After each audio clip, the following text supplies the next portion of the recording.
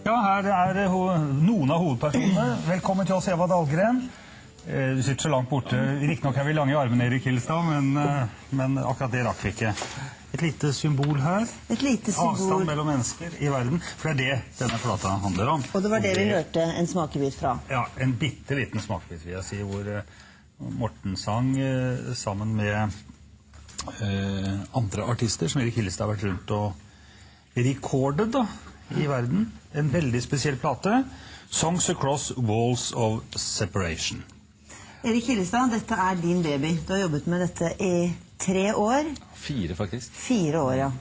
Og du må, i stedet for at vi skal lage veldig mye ball ut av det, så må du forklare hva det er for noe. For vi ser jo her at vi har 2 veldig kjente artister fra Norge og Sverige.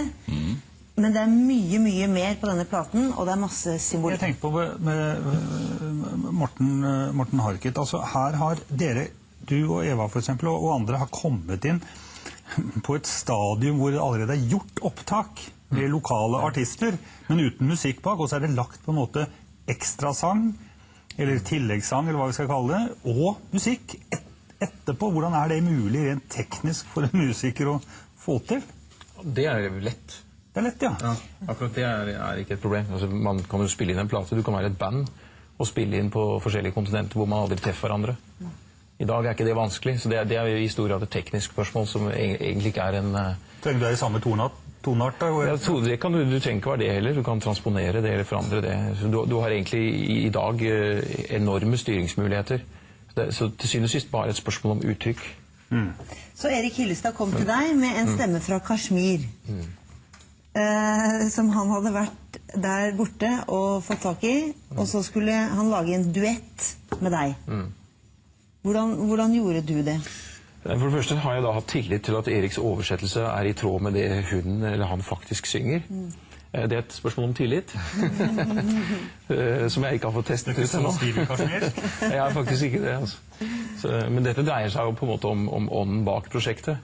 For meg er dette så absolutt ikke et politisk spørsmål, men et rent humanitært. Det er et spørsmål om å titte inn i det menneskelige aspektet ved det, for de som opplever dette. Det er det sentrale, egentlig. Og det om likegyldighet, jeg er veldig enig med Erik der, men i tillegg så er det nok også en stor grad av form for oppgitthet blant folk. Denne plata er primært ikke for de som er der, men for vi som er her. Det er for å åpne hjertet og øynene, først øynene og så hjertet. For det aspektet ved det, skal du kunne være med og ha en stemme i det som foregår internasjonalt, så må du forstå den menneskelige siden ved det, men selvfølgelig også må du sette deg inn i det. Dette er jo ofte svært gamle konflikter som har røtter langt tilbake. Og veldig ofte så er det ett element som er gjennomgående i det, og det er den ekstreme skjevfordelingen som er i verden.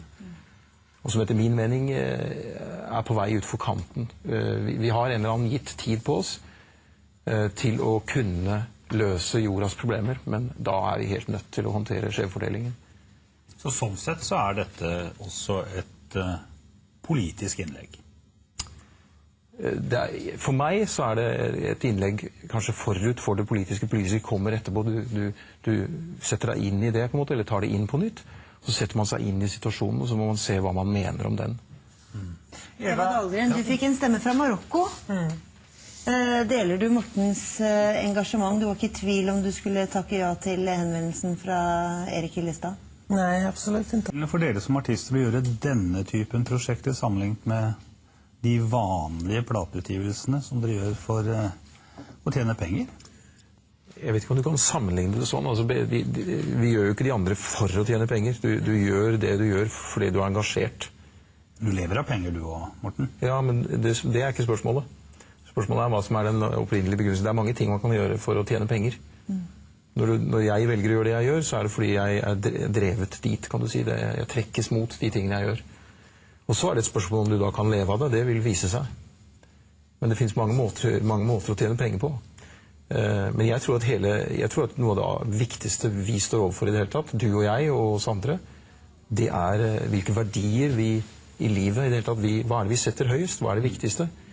Og jeg tror at hele pengevesenet hadde kanskje fungert litt bedre hvis vi hadde kommet dit at vi klarte å sette pengeverdi på alle ting.